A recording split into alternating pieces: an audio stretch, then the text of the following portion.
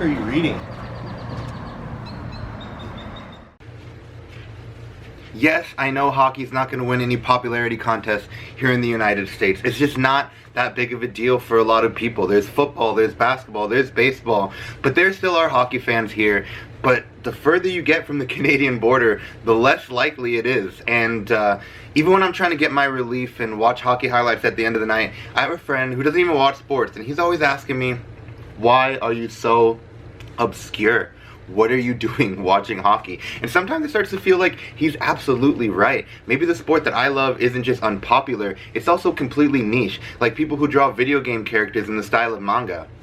I don't know, but that's the boat I'm in, and I know a lot of the reasons as to why it gets less popular over here, but I'd like to break them down and talk about maybe why you've never seen a game in your life and why that isn't likely to change unless you go out of your way to find the sport. I'm gonna give you 5 reasons why hockey is so obscure. So obscure, and if you're in the United States, you kind of relate to me just depending on where you are. If you're along the border with Canada, you might have no idea what I'm talking about. Well, I'm not really talking to you guys. I know that you have hockey in high school in Minnesota and stuff like that, but that's kind of the first reason as to why. Reason number 1 why hockey is so obscure in the United States is it's Canada's game. It is.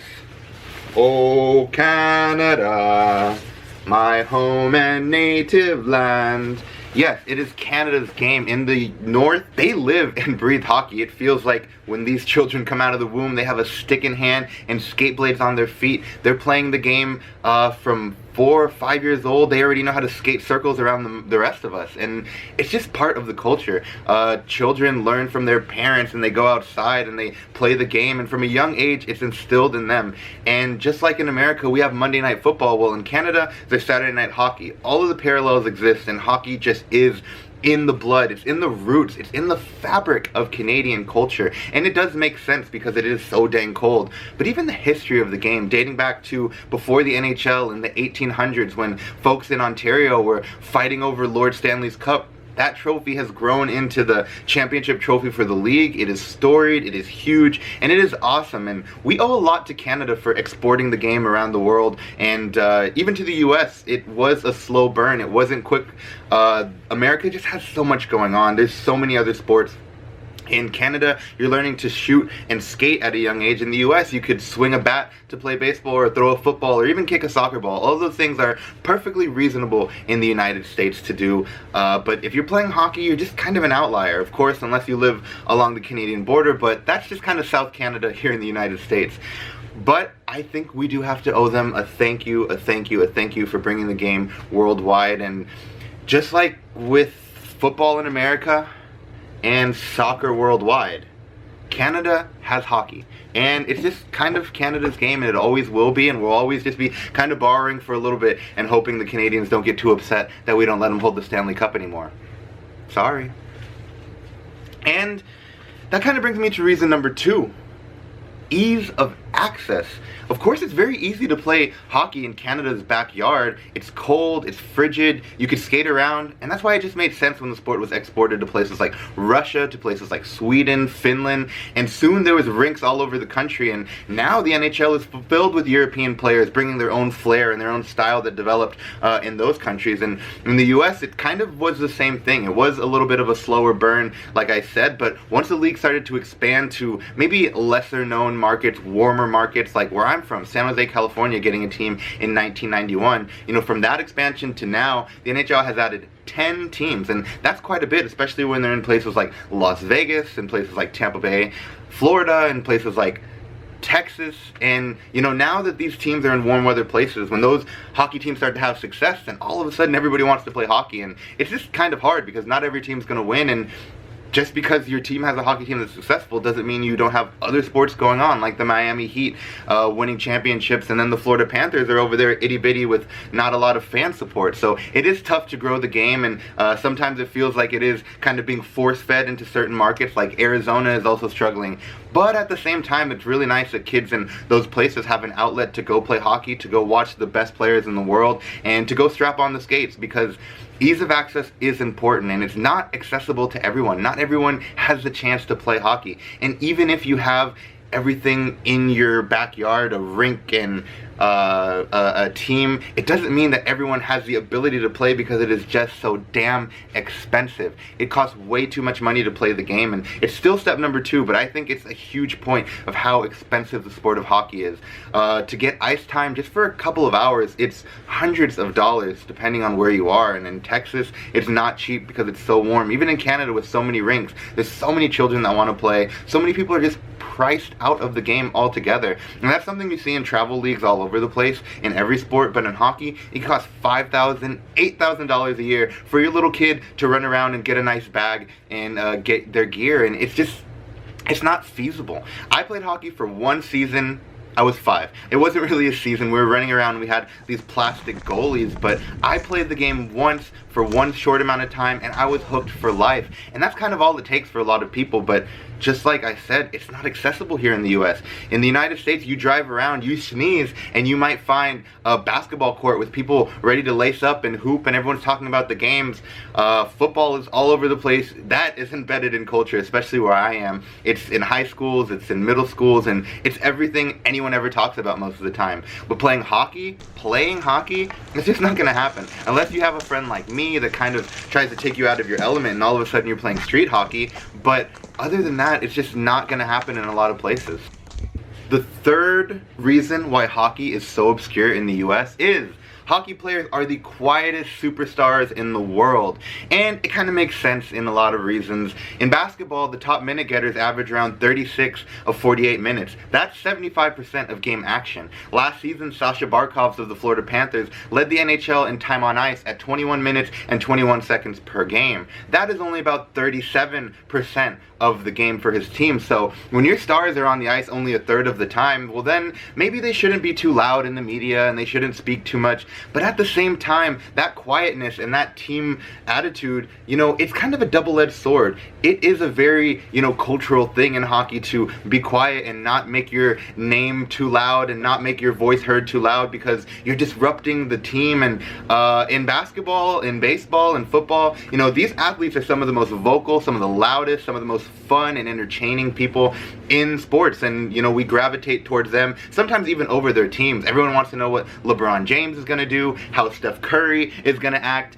and the same thing with football. You know, what's up with Antonio Brown and all these players that are just magnets of attention. And in hockey, those magnets kind of don't really exist at all, and they've kind of always been shunned and put down and told to be quiet, because if you're too loud, then you're taking away from the team. And there's a lot of values and Canadian stuff involved in this, and everyone is kind of pulling the pitchfork and shoveling hay, and they're not really stars in the way that they should. And it's starting to change just a little bit. You know, Austin Matthews is a player, and Tyler Seguin is someone that likes to show his face and show his physique and show his, you know, looks, and it just feels like you have to be Swedish or a complete supermodel to even, you know, take pictures or use Instagram and stuff like that. PK Subban and Alex Ovechkin are the only players in hockey that have over 1 million followers on Twitter. And sure enough, they're some of the most entertaining players, and you have to be really, really good to even have a personality in hockey, because if you don't and you're talking, then you're going to be told, you know, get out of here and pushed to the side. And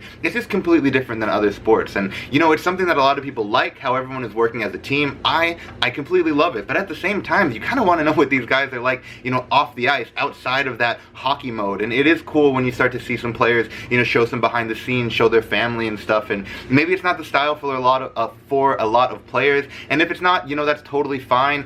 Do you? But we would like to see it. You know, it's crazy what a little personality can do. You know, PK Subban is awesome. He's now in New Jersey. I'm gonna follow him wherever he goes. He's black, he's entertaining, and as someone that's black, you know, you like to see that representation. It's kind of a big deal when all these guys don't look like me and they are better at hockey than me. Then I don't really know anything about that life. But you know, PK has probably been through a lot of struggles, you know, just with his race and you know, with his exuberance and with his, you know, personality, which is kind of me in a nutshell. It's always kind of gotten me in trouble, but also been, you know, my favorite part of myself. You know, so when I see someone like PK, you know, having a blast, then, you know, we need a little bit more PK Subans and a little bit more Alex Ovechkin speaking their mind. Even when Steven Stamkos last season, he was speaking out against the NHL's playoff format, and it's some things that we need to see. We need to see dissent and opinion, and something that hockey just isn't really thriving in, but that is totally okay. Not everyone's going to be a complete loudmouth, but hockey just has some quiet superstars, and when you could turn the channel and watch basketball players, you know,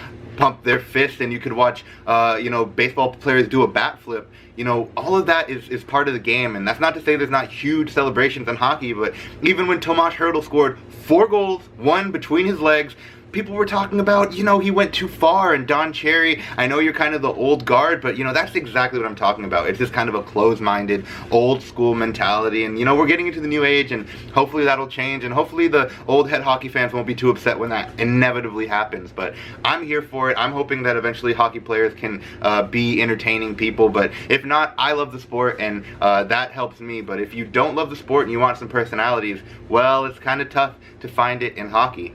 And that takes me to reason number 4, that hockey is buried below a lot of sports in popularity in the United States. Whenever I'm watching hockey, I feel like I'm in the Illuminati or I'm a Freemason. It is a secret society of fans. It's just, you don't see too many. You kind of talk hush hush. We have our own language. We're breaking this game down to the smallest level to try to get that little puck in the net and try to save it and try to get zone exits and zone entries and Corsi and Fenwick. All of these things that I just said probably sound like another language to you.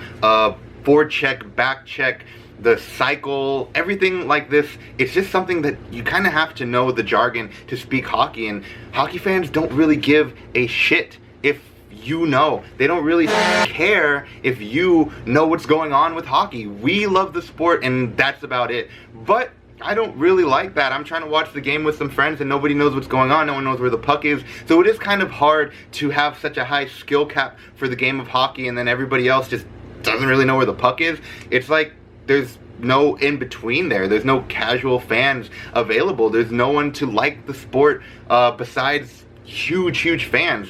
And I think that's a huge problem. I think it needs to be more, like I said in step number 2, more accessible to people, more able to pick it up.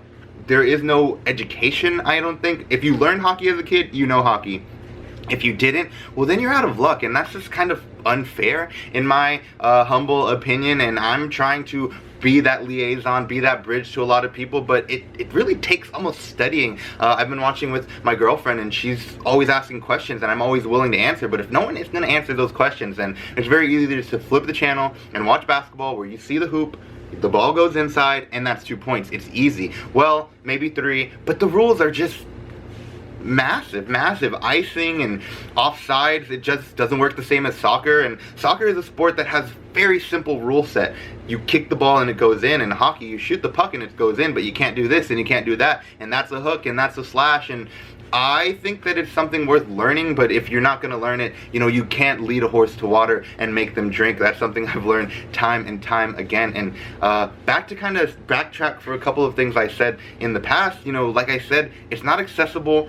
So if it's a secret society and it's not accessible to people, then the folks that like it are just going to kind of keep it to themselves. And there are a lot of issues in hockey and hockey culture.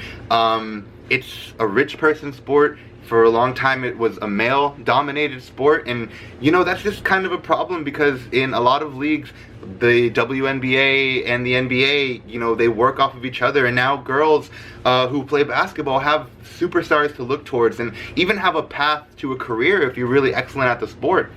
And soccer here in the US, just look what the women's national team just did, another World Cup, and now girls all over the place are, you know, really excited about soccer again, and that's a sport in the US that's always really thrived. And girls play hockey too, believe it or not. All of the people in Canada are not men, and not all of them are white. And you know, if we just include these people and bring them in, you know, maybe the game could evolve in a really beautiful way. And I'm not saying that the NHL has to completely underwrite the NWHL, but if women don't have a league to look towards and they're getting tired of watching men, then, you know, you kind of lose out on a whole group of people. And I know it's a really exciting sport and men and women can enjoy the NHL, but if you have the ability to watch the women's league, and I know that women's sports is a little bit less popular, it doesn't always have to be that way. It is just as entertaining, it is just as fun. You should see how quick these ladies move at the All-Star game. Kendall Schofield was really quick, and you know, there's skill there, and we just need to let it blossom and let it grow and stop being so damn exclusive about it, because hockey fans are going to be